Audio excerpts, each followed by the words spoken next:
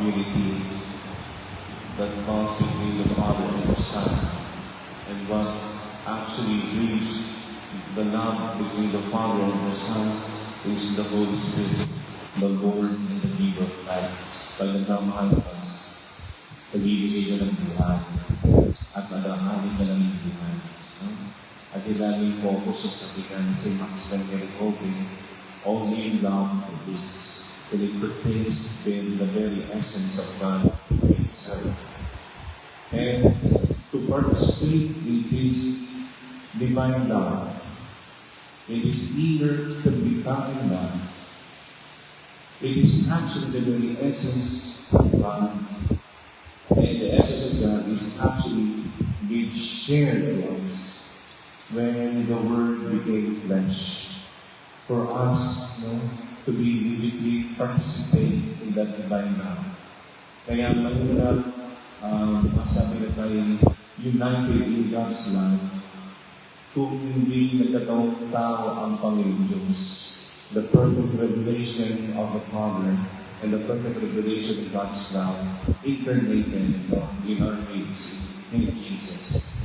Para magkaroon ng common union of shared divine love because of Jesus.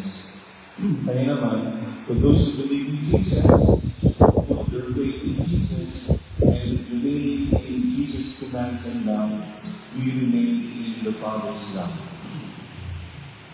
Jesus loved the Father because the Father loved the Son. Minobel rin, pagkakasunod siya. Kaya, di ba, again, I keep reiterating the statement of the testifying statement of the Father when Jesus was baptized in the river Jordan and Mount Tabor. This is my beloved Son, to whom I am well pleased. Listen to Him, because listening in this prayer of Jesus, it unites us to the loving essence of the Father.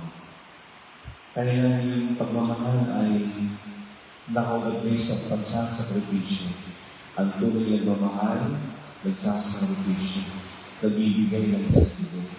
Ito na rin makikita yung sacramental unity of marriage, yung matrimony. Kaya di ba, even Jesus made His first miracle in the sacrament of matrimony at Cana in order to show us the very identity of God.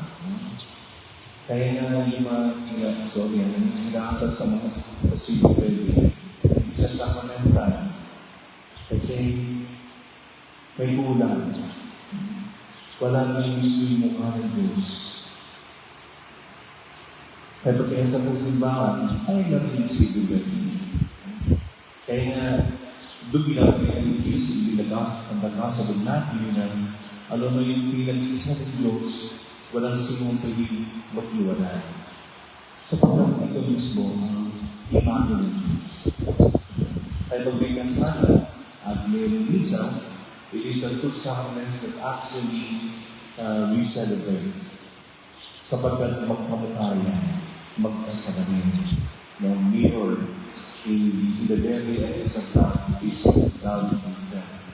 Kaya when Jesus expressed His love to the Father, it was actually perfected when He died on the cross.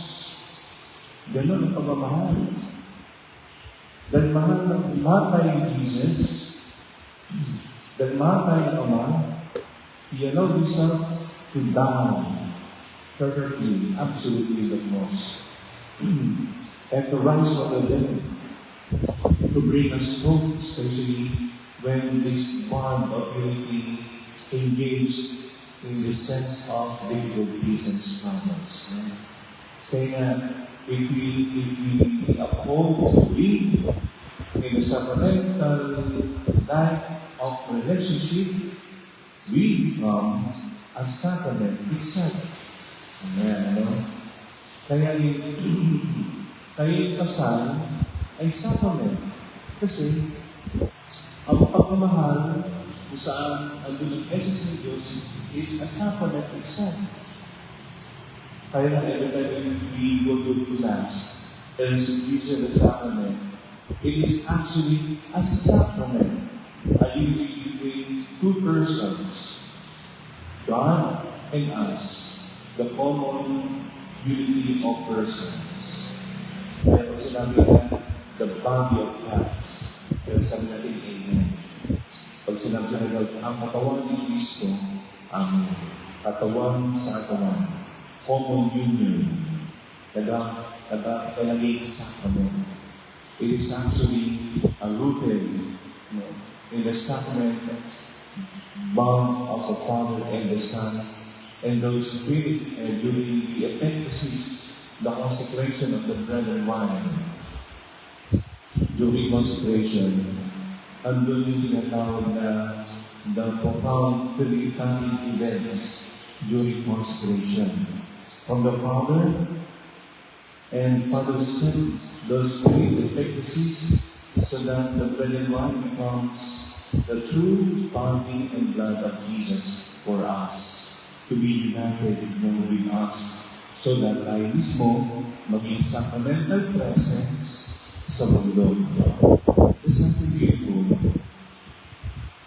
There's something beautiful. Napakailangan natin Panginoon Jesus tayo mismo naging katotohanan ng sacramental presence sa dulo ng pag-ibig ng Diyos.